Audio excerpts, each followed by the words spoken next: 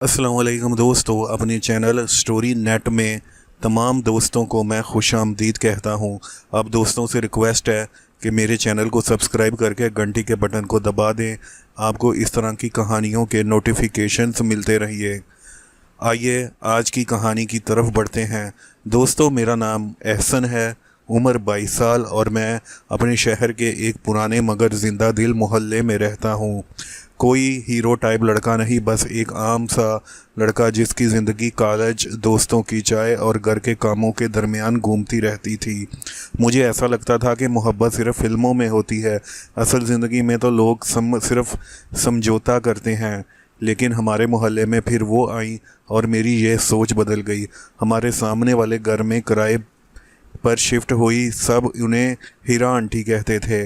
उम्र कोई 32-33 साल होगी, शादीशुदा थी मगर शौहर मुल्क से बाहर काम करते थे। साल में एक बार आते। शुरू में मैंने भी बाकी उन्हीं पड़ोसियों की तरह बस सलाम दुआ तक महदूद रखा, मगर सच कहूँ पहली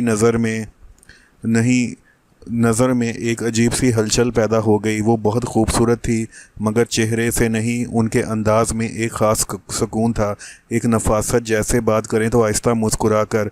अक्सर शाम को मैं छत पर चला जाता था, वैसे ही मोबाइल हाथ में लेके। कुछ दिन मैंने नोटिस किया कि वो अक्सर उस वक़्त कपड़े सुखाने या पौधों को पानी देने छत पर आती थी। हमारी नज़रें कभी कभार टकराती और वो हल्का सा मुस्कुरा देती। वो मुस्कुराहट जीत थी ना खुली शर्माती हुई, बस नरम थी। मुझे अपने दिल की धड़कन सुनाई देने लगती। एक दिन अम्मी ने मुझे कहा, हसन ये सब्ज़ी का थैला हीरा बीबी को दे आओ। मैंने उनके लिए मंगवाई थी। मैं थैला लेकर उनके दरवाजे पर गया तो उन्होंने दरवाज़ा खोला। हल्के नीले रंग का सूट पहना हुआ था, बाल ढीले से बंधे हुए थे। आओ एहसन, अंदर आ जाओ, इतनी गर्मी में बाहर क्यों खड़े हैं वो। उनकी आवाज़ में नरमी थी। ये पढ़ाई तुम्हारी कैसी चल रही है, उन्होंने पूछा। जी ठीक ठाक चल रही है, मैंने नज़रें नीचे करते हुए कहा। इतना संजीदा क्यों रहते हो, तुम्हारी उम्र में तो लोग बहुत शोर मचाते हैं। पता नहीं, उनके सामने खुद को ज़्यादा बड़ा महसूस करने लगता था, जैसे मैं वाकई बच्चा नहीं रहा। उन दिनों बातें ये मामूली थी, मगर मेरे दिल में कुछ गैर मामूली सा जन्म ले चुका था। उसके बाद कभी चीनी मांगने, कभी कोई चीज़ देने के बहाने आना जाना बढ़ गया। हमारी मुलाकातें बदलने लगी। वो अपनी तन्हाई का जिक्र करती। अकेले घर संभालना आसान नहीं होता। मैं संजीदगी से सुनता, कभी मशवरा देता तो बस कभी हमदर्दी जताता। मुझे अच्छा लगता कि वो मुझसे दिल की बातें करती थी। उनकी आंखों में उदासी होती थी जो मुझे अंदर तक हिला देती थी। एक शाम बिजली चली गई, पूरा मोहल्ला अंधेरे में डूबा हुआ था। गली में मैं खड़ा दोस्तों के साथ बातें कर रहा था कि उनकी आवाज़ आई, हसन अगर फ्री हो तो मोमबत्ती दे जाओ, मिल नहीं रही। मैं फ़ौरन घर से मोमबत्ती ले आया। उनके घर हल्की सी मोमबत्ती की रोशनी थी, कमरे में साए बन रहे थे। उन्होंने शुक्रिया कहा और फिर बोले, डरो नहीं, बैठ जाओ, और थोड़ी देर अकेले में अजीब सा लगता है। मैं बैठ गया। दिल तेज़ी से धड़क रहा था। हम खामोशी से बातें करते रहे। बाहर से बच्चों के खेलने की आवाज़ें आ रही थी। एकदम नरम सी खामोशी। उन्होंने अचानक कहा, एहसन तुम बहुत मुख्तलिफ हो, बाकी लड़कों जैसे नहीं। मैं हल्का सा मुस्कुरा कर पूछा, कैसे? तुम सुन लेते हो बगैर हंसी मजाक बनाए। ये जुमला मेरे दिल में उतर गया। मुझे अफसोस हुआ कि शायद मैं उनके लिए सिर्फ मोहल्ले का लड़का नहीं रहा, लेकिन साथ ये भी खौफ था कि ये सब ठीक है, लोग क्या कहेंगे। मैंने खुद को समझाया कि बस इज्जत और लगाओ और कुछ गलत नहीं, मगर दलीलें दिल नहीं मानता। अब मैं उनके घर जाने से पहले शीशे में खुद को देखता, बाल ठीक करता, और अगर 2 दिन वो नज़र ना आती तो मुझे बेचैनी होने लगती। मैं खुद से लड़ता, ये मुनासिब नहीं, वो तुमसे बड़ी हैं, शादीशुदा हैं। मगर जब वो मुस्कुरा कर एहसन कहती, सब दलीलें मैं हार जाता। एक दिन उन्होंने कहा, कल बाज़ार जाना है, अकेले दिल नहीं चाह रहा, साथ चल सको तो अच्छा होगा। मेरे लिए ये किसी दावत से कम नहीं था। हम बाज़ार गए। वो चीज़ें देखती, मुझसे पूछती, ये रंग कैसा है। मैं अपनी राय देता।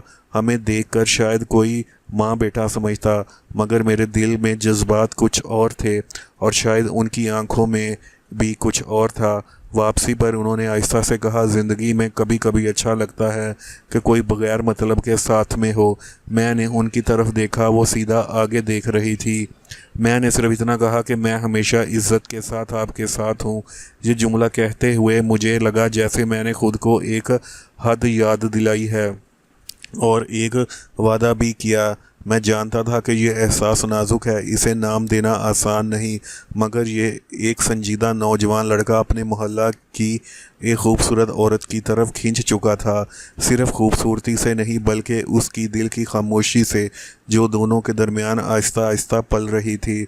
उस रात में देर तक जागता रहा, छत पर खड़े होकर उसकी बंद खिड़की को देखता रहा। मैं जानता था कि मेरी ज़िंदगी का एक नया बाब शुरू हो चुका है, ऐसा बाब जिसकी में जज्बात भी थे, कशिश भी, मगर साथ में ज़िम्मेदारी भी, हद और खौफ भी। अगले दिन के बाद मेरी और हीरा आंटी की बातों में एक नया गुमान आ गया। अल्फाज वही थे मगर मतलब गहरा होता जा रहा था। मैं जब भी उनके घर के पास जाता, अब सिर्फ पड़ोसी लड़का बनकर नहीं बल्कि एक ऐसा शख्स जो उनकी खामोशियों को भी सुन लेता था। उस दोपहर को कॉलेज से वापसी पर बहुत गर्मी थी। मैं पसीने में शराबूर और गली में दाखिल हुआ तो देखा दरवाजे के पास हीरा आंटी फ़ोन पर किसी से बात कर रही थी। आवाज़ धीमी थी मगर चेहरे पर परेशानी थी। मुझे देखकर उन्होंने फ़ोन बंद किया और मसनूई सी मुस्कुराहट दे दी। आ गए एहसन, बहुत गर्मी है ना? मैंने फ़ौरन पूछा, सब ठीक है? आप परेशान क्यों लग रही है? मैंने एक लम्हे के लिए उन्होंने मुझे देखा जैसे सोच रही हूँ कि बताएं या नहीं बताएं, फिर आहिस्ता से बोली, बस घर के कुछ मामलात होते हैं जो समझाने से भी नहीं समझे जा सकते। साथ ही उनके दरवाजे के अंदर आ गया। पंखा चल रहा था मगर कमरे में एक अजीब सी खामोशी थी। उन्होंने 2 गिलास शरबत बना कर लाए। मैंने गिलास लेते हुए कहा, अगर आप दिल की बात करें तो मैं आपकी बात सुन सकता हूँ। वो सोफे पर बैठ गईं। तुम्हें लगता है शादी के बाद ज़िंदगी आसान हो जाती है? मैंने कंधे उचकाए। शायद अगर दोनों एक दूसरे को समझे तो हल्का सा मुस्कुराई। आंखों में नमी थी। हर रिश्ता सिर्फ साथ रहने से नहीं चलता, कभी कभी सिर्फ फासला मुल्कों का नहीं दिलों का भी होता है। मैं खामोश हो गया। मैं जानता था कि वो अपने शौहर की बात कर रही हैं। पहली बार उनकी तन्हाई का वज़न मुझे महसूस हुआ। वो बहुत मजबूत नज़र आती थी मगर अंदर से शायद थक चुकी थी। उन्होंने मौजू बदलते हुए पूछा, कल तुम्हारा टेस्ट कैसा हुआ? मैंने हंसते हुए कहा, आपके दिए गए गैसों से बहुत ठीक हो गया। वो मुस्कुराई, अच्छा है, वरना मैं खुद जाकर तुम्हारी टीचर को कहती कि मेरा स्टूडेंट है, पास कर दें। हम दोनों हंस पड़े। वो लम्हा बड़ा हल्का था मगर हमारे दरमियान जो कुर्बत थी वो पहले से भी ज़्यादा वाज़िया हो चुकी थी। अब बात करते हुए नज़रें ज़्यादातर देर तक मिलने लगती थी और फिर दोनों ही नज़रें चुरा लेते। शाम को मोहल्ले में पानी की लाइन ख़राब हो गई। लोग जमा थे, मैं भी बाहर था। हीरा आंटी बाल्टी लिए खड़ी थी। मैंने फ़ौरन कहा, आप छोड़ दें, मैं भर देता हूँ। वो बोली, हर काम तुम करोगे तो मैं क्या करूँगी? मैं हल्का सा मुस्कुरा कर जवाब दिया, कम से कम मोहल्ले वालों को लगेगा कि मैं एक अच्छा लड़का हूँ। उन्होंने हल्के से सर हिलाया मगर उनकी आंखों में फ़ख्र सा था, जैसे उन्हें मेरा ये ख्याल रखना अच्छा लगता हो। इसलिए हमें पहली बार ये एहसास हुआ कि हमारा रिश्ता सिर्फ कशिश का नहीं, एक अजीब सी जिम्मेदारी का बनता जा रहा था। रात को मैं छत पर गया तो वो भी वहाँ मौजूद थी। हल्की हल्की हवा चल रही थी, दूर से अजान की आवाज़ आ रही थी। माहौल बहुत पुरसकून था। मुझे नींद नहीं आ रही थी। उन्होंने पूछा, जी बस ऐसे ही रेलिंग के पास खड़ी थी। कभी कभी इंसान को डर लगता है कि वो किसी गलत सिमत में तो नहीं जा रहा। मेरा दिल धड़का, आपको ऐसा क्यों लग रहा है? वो कुछ देर खामोश रही, फिर बोली, क्योंकि जज्बात बहुत नरम होते हैं और दुनिया वाले बहुत सख्त बातें बनाने में देर नहीं करते। मैं उनके करीब गया मगर मुनासिब फासला रख कर, मैं कभी आपकी इज़्ज़त के ख़िलाफ़ कुछ नहीं होने दूंगा।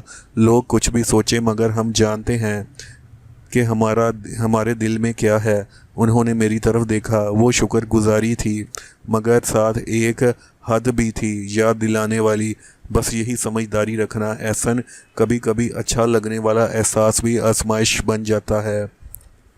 हवा तेज़ हुई तो उनके बालों के चंद लटें चेहरे पर आ गई। उन्होंने उन्हें कान के पीछे किया। मैंने नज़रें हटा लेना चाहता था मगर ना हटा सका। वो खामोश थीं लेकिन बहुत कुछ कह रहा था। अचानक नीचे से किसी ने आवाज़ दी, हीरा बाजी। वो चौंक गई। हम दोनों ने एक दूसरे की तरफ देखा। हल्की सी मुस्कुराहट के साथ वो नीचे उतर गई है, जैसे कोई राज दिल में छुपा लिया हो। इस रात मैंने खुद से बहुत बातें की। क्या ये सिर्फ हमदर्दी है या वाकई मोहब्बत? अगर ये मोहब्बत है तो इसकी हद क्या है? मैंने फ़ैसला किया कि मैं अपनी नीयत साफ़ रखूँगा, किसी मुश्किल में उसको नहीं डालूँगा। उनका एहतराम पहले, जज्बात बाद में। मगर ये सच था कि उनके बगैर दिन अधूरा लगने लगा था। उनकी मुस्कुराहट पर पूरा दिन अच्छा गुजर जाता। मुझे उनकी मुस्कुराहट बेचैन कर देती। मैं जानता था कि यह रास्ता आसान नहीं, मगर दिल ने एक बार फिर जिस तरह कदम बढ़ाया वहाँ से वापस आना नामुमकिन था। मुझे महसूस हो रहा था कि हमारी कहानी अब जज्बात के उस मोड़ पर खड़ी है जहाँ हर कदम सोच समझ कर रखना होगा। एक तरफ दिल की खचाव और दूसरी तरफ माशरे की दीवारें। और शायद असल इम्तहान अभी बाकी था, क्योंकि एहसास तब भी हो रहा था तो मुस्कुराहटें काफ़ी नहीं रहती, फिर फैसले करने पड़ते हैं। उसी रात के बाद मैंने खुद को पहले से संभाल कर चलना शुरू कर दिया। मैं जानता था कि जज्बात को अपनी जगह मगर हकीकत अपनी होती है। फिर भी मैं दिल के किसी कोने में एक नरम सी खुशी रहती थी कि कोई जानता था जो मुझे समझता है और उसकी नज़रें मुझे ढूंढती थी। चंद दिन वो नज़र ना आई और दरवाज़ा बंद, खिड़कियों के पर्दे गिरे हुए। मैंने खुद को समझाया कि शायद मसरूफ़ हों, मगर दिल को तसल्ली नहीं हो रही थी। तीसरे दिन शाम को गली में खड़ा था। उन्होंने आहिस्ता से आवाज़ दी, एहसन। मैंने मुड़कर देखा, वो दरवाजे पर थकी थी, चेहरा थका हुआ। मैं फ़ौरन उनके करीब गया। अब तबीयत ठीक है ना? तबीयत तो ठीक है ना? उन्होंने हल्की सी मुस्कुराहट दी। बस सर में दर्द था और कुछ पुराने मामलात पर जहन पर सवार थे। मैंने दरवाजे के पास ही रुक गया। मैं खुद से एक लकीर खींच रहा था। उन्होंने फ़र्क महसूस कर लिया। वो बोली, अंदर नहीं आओगे? मैंने नरमी से कहा, अगर आपको आराम की ज़रूरत है तो बस मैं हाल चाल पूछने आया था। उन्होंने चंद लम्हे मुझे देखा, फिर आहिस्ता से बोली, तुम बदल गए हो एहसन, अच्छा बदलाव है। हम सेहन में कुर्सियों पर बैठ गए। सूरज ढल रहा था, रोशनी मध्यम हो रही थी। उन्होंने कहा, कल उनका फ़ोन आया था। मैं समझ गया कि वो अपने शौहर की बात कर रही थी। कह रहे थे कि शायद अगले महीने आ जाए। मेरे दिल में एक अजीब सा एहसास होता, खुशी भी कि वो अकेली नहीं रहेगी, और एक हल्की सी चुभन भी जिसका नाम मैं खुद जानता था। मैंने मुस्कुराकर कहा, यह तो अच्छी बात है, आप तो खुश होंगी। वो खामोश रही, फिर बोली, खुशी और सुकून हमेशा एक जैसे नहीं होते एहसन। मैंने नज़रें झुका ली। मुझे लगा हम दोनों वो बात महसूस कर रहे हैं जिन्हें ज़ुबान नहीं दी जा सकती। इसी दौरान गली से दो औरतों की आवाज़ें आईं। वो आहिस्ता से बात कर रही थी मगर अल्फाज कानों तक पहुंच गए। आजकल वो अक्सर लड़का आता जाता है। और दूसरी ने कहा, हाँ मैंने भी देखा है। मेरा दिल दंग से रह गया। हीरा आंटी ने भी ये सुन लिया था। उन्होंने गहरी सांस ली। देखा दुनिया कितनी जल्दी कहानियाँ बना लेती है। मैंने फ़ौरन कहा, मैं कम आऊँगा, मतलब आपको मुश्किल हो सकती है। तो उन्होंने बात काट दी, नहीं, बात आने जाने की नहीं, नीयत और हद समझने की है। हम गलत तो नहीं, मगर लोगों की ज़ुबानें बहुत बड़ी हैं, इसलिए मैंने उन्हें पहले से ज़्यादा मजबूत देखा। वो कमज़ोर नहीं थी, बस तन्हा थी, और मैं शायद उनकी तन्हाई का एक नरम सहारा बन गया था। अगले दिन मैंने खुद को कॉलेज में मसरूफ़ रखा, लाइब्रेरी, दोस्त, मगर बार बार दिल उसी तरफ खींचा जा रहा था। शाम को छत पर गया तो वो पहले से मौजूद थी, आसमान पर हल्के से बादल। उन्होंने मुस्कुरा कर कहा, आज देर कर दी। मैंने हल्का सा मजाकिया सोचा, आपको मेरी आदत ना पड़ जाए। वो हंसी, मगर हंसी एक हल्की सी उदासी थी। कुछ आदत इंसान चाह कर भी नहीं छोड़ सकता। दोनों रीलिंग के साथ खड़े थे, मगर दरमियान में फासला था, वो फासला जो शायद हमें रखना चाहिए था। उन्होंने आहिस्ता से कहा, अगर ऐसा कल को यहाँ ना रहूँ तो। मैं चौंक गया। बस फ़र्ज़ करो, अगर तुम बुरा समझोगे तो। मैंने कहा, नहीं, आपने मुझे एक बात सिखाई है कि किसी की बात सुन लेना भी बड़ा काम होता है। उन्होंने मेरी तरफ देखा, आंखों में नमी थी मगर चेहरे पर सुकून। और तुमने मुझे याद दिलाया कि दुनिया में अभी भी साफ दिल के लोग रहते हैं। हवा चल रही थी। उसी लम्हे मैं चाहता तो जज्बात में बहकर कुछ भी कह सकता था, मगर मैंने सिर्फ इतना कहा, जो हम महसूस करते हैं वो अपनी जगह खूबसूरत है, पर उसे खूबसूरत ही रहने दे। उन्होंने सर हिलाया, शायद ये भी बात वो सुनना चाहती थी। नीचे से अजान की आवाज़ आई। उन्होंने दुआ के लिए हाथ उठाए। मैं भी खामोश रहा। उसी लम्हे मुझे लगा कि कुछ रिश्ते नाम के मोहताज नहीं होते, बस नीयत की पाकीज़गी से कायम रहते हैं। मगर साथ ही मुझे एहसास हुआ कि वक्त बदलने वाला है। उनके शोहर की वापसी, मोहल्ले की नज़रें और हमारे अपने दिल, सब हमें किसी न किसी फ़ैसले की तरफ धकेल रहे थे। मैंने दिल ही दिल में तय किया कि अगर कभी इंतखाब करना पड़ा तो मैं उनकी इज़्ज़त और सुकून को अपने जज्बात पर तरजीह दूंगा। उस रात मैंने पहली बार दिल को समझाया कि मोहब्बत सिर्फ पाने का नाम नहीं, कभी कभी खुद को रोक लेना भी मोहब्बत होती है। और शायद हमारी कहानी का असल इम्तिहान अब शुरू होने वाला है, जहां दिल को करार नहीं किरदार जीतना था। उन दिनों मैंने महसूस किया कि हीरा वाकई बहुत बदल रही है और वक़्त भी बदल रहा था। हीरा के चेहरे पर एक अजीब सी खामोशी आ गई थी। वो पहले की तरह ज़रूर मुस्कुराती थी, मगर इस मुस्कुराहट में अब सोच ज़्यादा थी। मुझे अंदाज़ा हो गया था कि जो बात उन्होंने कही थी, उनके शौहर की वापसी अब करीब है। एक शाम मैं गली से गुज़र रहा था कि उनके घर के बाहर एक टैक्सी खड़ी थी। मेरा दिल ज़ोर से धड़का। दरवाज़ा खुला और अंदर से कोई सामान रख रहा था कि दरमियानी उम्र का शख्स बाहर खड़े फ़ोन पर बात कर रहा था। मैं समझ गया कि वो आ चुके हैं। मेरे कदम खुद ब खुद ही आहिस्ता हो गए। इसके लिए हमें दरवाजे के अंदर से हीरा आंटी बाहर आ गई। हमारी नज़रें मिली। सिर्फ एक लम्हा था, मगर इसमें कई महीनों की बातें समा गई थी। उन्होंने हल्का सा सर हिलाया, जैसे कह रही हैं कि सब ठीक है। मैंने भी नज़रें झुकाकर सलाम किया और आगे बढ़ गया। उस रात छत पर जाकर काफ़ी देर खड़ा रहा। सामने वाली छत खाली थी। हवा भी कुछ मुख्तलिफ लग रही थी। दिल में हल्की सी उदासी थी, मगर शायद एक साथ सुकून भी था कि शायद अब वो अकेली नहीं रही। 2 दिन बाद दरवाज़े पर दस्तक हुई। अम्मी ने दरवाज़े आवाज़ दी कि हीरा है। मेरा दिल यकदम बाहर आया। वो अकेली थी और सादा दुपट्टे और सुकून से ऊपर ओढ़ा हुआ था। उन्होंने आम लहजे में पूछा, जी ठीक है, आप सुनाएं, ज़िंदगी कैसी चल रही है? वो मुस्कुराई, फिर आहिस्ता से बोली, थोड़ा वक्त है। हम सेहन के कोने में बैठ गए। आज हमारे दरमियान फासला पहले से ज़्यादा था, मगर बात अजीब ये थी कि दिलों में बेचैनी नहीं थी। उन्होंने कहा कि मैं शुक्रिया कहने आई थी जो हमने साथ वक्त गुजारा, उसके बारे में कि तुमने मेरी कमज़ोरी का फ़ायदा नहीं उठाया। हम चाहते तो इस एहसास को गलत रुख देख सकते थे, मगर तुमने हमेशा इज़्ज़त दी। मैं खामोश हो गया। ये सुनकर दिल भारी हो गया और हल्का सा भी। मैंने धीरे से कहा, आपने मुझे एक बात समझाई थी कि किसी को समझ लेना भी एक खूबसूरत रिश्ता होता है, उसे नाम दिया जाए या ना दिया जाए। वो कुछ लम्हे खामोश रही, फिर बोली, हसन, कुछ लोग ज़िंदगी में सिर्फ याद बनने के लिए आते हैं और वो साथ नहीं चलते, मगर इंसान को बदल देते हैं। उनकी आंखों में नमी थी। वो आंसू उदासी के नहीं, जैसे किसी ने दिल का बोझ हल्का कर दिया हो। अब मुझे अपने घर वक्त देना चाहिए, अपने रिश्ते को दोबारा संभालने की कोशिश करनी चाहिए। हर रिश्ता एक और मौका तो ज़रूर रिज़र्व करता है ना। मैंने फ़ौरन सर हिलाया, बिल्कुल, आप खुश रहें, यही ज़रूरी है। उन्होंने मुस्कुरा कर कहा, और तुम अपनी उम्र के लोगों के साथ हंसो, जियो और अपने ख्वाब पूरे करो। मोहल्ले का संजीदा लड़का नहीं, कामयाब आदमी देखना है। हम दोनों हंस पड़े। लम्हा हल्का हो गया, जैसे बादल हट गए हों। वो उठी, मैं भी खड़ा हो गया। तो उन्होंने कहा, ये एक अजीब सी एहसास है, जैसे चंद महीनों में मैं बहुत बड़ा हो गया हूँ। उसके बाद हमारा ताल्लुक़ सलाम दुआ तक रह गया। कभी वो अपने शौहर के साथ नज़र आई, कभी मोहल्ले के औरतों के साथ हंसती खेलती बातें करती। उनके चेहरे पर अब तन्हाई वाली उदासी कम थी। ये देखकर मुझे खुशी हुई। मैंने खुद को पढ़ाई में लगा लिया। अब जानता था कि जज्बात ज़िंदगी का हिस्सा हैं, मगर ज़िंदगी भी जज्बात का नाम नहीं। असल मजबूती ये है कि इंसान वक्त पर खुद को रोक सके। कभी कभी शाम को छत पर खड़ा होकर मैं उस वक्त को याद करता हूँ।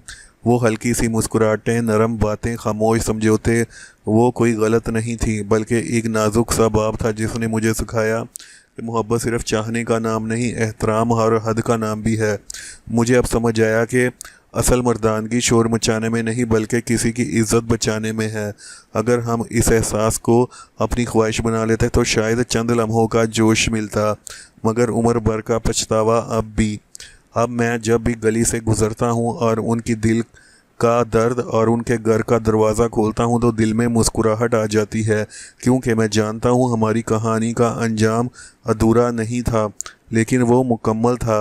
मुख्तलिफ़ तरीक़ों से एहसन का नाम लड़की ने पहली बार मोहब्बत से किसी को देखा और उसकी इज़्ज़त करना सीख गया, क्योंकि उसके साथ मेरा एक खूबसूरत पाकीज़ा रिश्ता बन चुका था जो रूह तक कायम कर रहता था।